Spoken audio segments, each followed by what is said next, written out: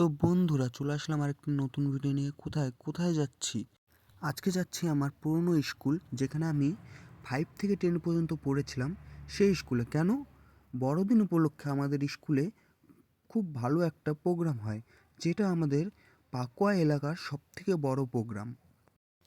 তোমরা হয়তো এটা ভাবছো যে আমাদের স্কুলে কি করে একটি খ্রিস্টান প্রোগ্রাম বা বড়দিন অনুষ্ঠিত হলো। তো বলে রাখি বন্ধুরা, আমাদের স্কুলটি একটি খ্রিস্টান স্কুল। সেই কারণে আমাদের স্কুলে বড়দিন উপলক্ষে খুব ভালো একটা বড় প্রোগ্রাম হয় বা অনুষ্ঠান হয়। এরই মধ্যে চলে আসলাম আমরা রাউতরা বাস স্ট্যান্ড, যেখানে দেখতেই পাচ্ছ একটি বড় গেট করে লেখা আছে শুভ বড়দিন। আমিও সকলকে জানাচ্ছি শুভ বড়দিনের অনেক শুভেচ্ছা। সামনের দিকে এগোতেই আমাদের বলল যে বাইক নিয়ে ভেতরে যাওয়া যাবে না। তাই বাইক পার্ক করে আমরা হাঁটতে হাঁটতে এগিয়ে গেলাম সামনের দিকে। আর দেখতেই পাচ্ছ কি সুন্দরভাবে সাজিয়েছে জায়গাগুলোকে। এই গ্রামের সকলেই চেষ্টা করে তাদের বাড়ির উঠোনগুলোকে এইভাবে সুন্দরভাবে সাজানোর।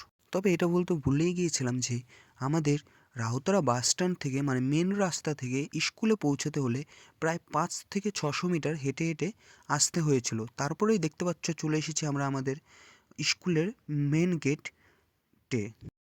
তোমরা দেখতেই পাচ্ছ প্রচুর লোক এখনও আছে। আমরা যেহেতু একটু দেরি করে গিয়েছিলাম, তাই এই সময় ভিড়টা একটু কমই ছিল। সবাই প্রায় বাড়ির দিকেই ফিরছিল। এই মাঠে দেখতে পাচ্ছ যে মাঠটাতে প্যান্ডেল করা আছে, এই মাঠটাতে কিছুক্ষণ আগে অনেক নাচ গান হয়েছিল। আমরা সেটা দেখতে পাইনি, কারণ আমরা দেরি করে এসেছিলাম।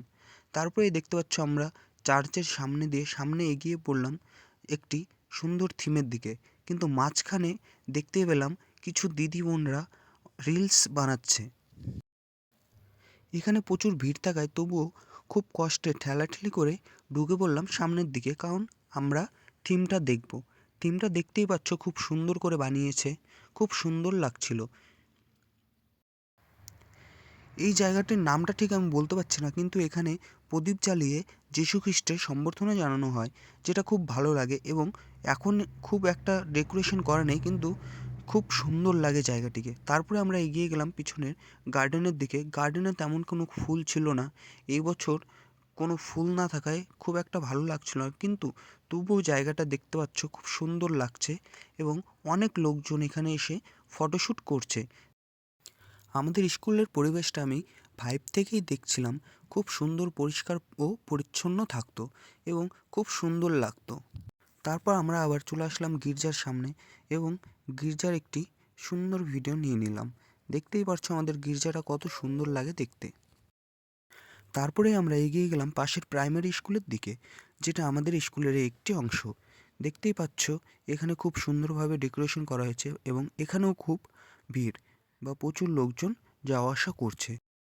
দেখতেই পাচ্ছ এখানেও সবাই নিজের নিজের মতো ফটোশ্যুট করছে এবং রিলস বানাচ্ছে, কারণ আমাদের এই স্কুলটাও খুব সুন্দর দেখতে। এইখানে আমাদের প্রাইমারি স্কুল এবং গার্লস হোস্টেল একসাথেই আছে। দেখতে পাচ্ছ ডান দিকে যে বিল্ডিংটা দেখতে পাচ্ছ সেটা আমাদের প্রাইমারি স্কুল এবং বাঁদিকের বিল্ডিংটা গার্লস হোস্টেল। প্রাইমারি স্কুলের সামনে দেখতে পাচ্ছ অনেক ফুল গাছ লাগানো আছে এবং সামনে অনেক লোকজন খুব মজা করছে। এরপর আমি আবার সোজা চলে আসলাম হাই স্কুলে, কারণ আমার পুরনো ক্লাস 10A সেকশনে একটু দেখতেই পাচ্ছ আমার ক্লাসরুমের সামনে একটি বোর্ড দেওয়া আছে, যেখানে এই বছরের কিছু প্রজেক্ট দেওয়া আছে। আর এরপর আবার চলে আসলাম গির্জার সামনে এবং দূরে দেখতে পাচ্ছ কেউ একটা বা কোনো একটা দাদা একটি রিলস বানাচ্ছে। তার সামনে বাইক চলে আসে, আমি ভিডিওটি খুব ভালোভাবে ক্যাপচার করতে পারলাম না। আমাদের স্কুলটি সবার এত ভালো লেগেছে যে সবাই এখানে এসে নিজের নিজের মতো রিলস বানাচ্ছিল, দেখতেই পাচ্ছ সামনে। এরপর আমরা বেরিয়ে গেলাম স্কুল থেকে, কারণ আমাদের যেতে হবে কোথায়? স্কুলের মাঠেই হচ্ছে একটি খুব সুন্দর মেলা, বা যেখানে এই বড়দিন উপলক্ষে দোকানপাট বসেছে।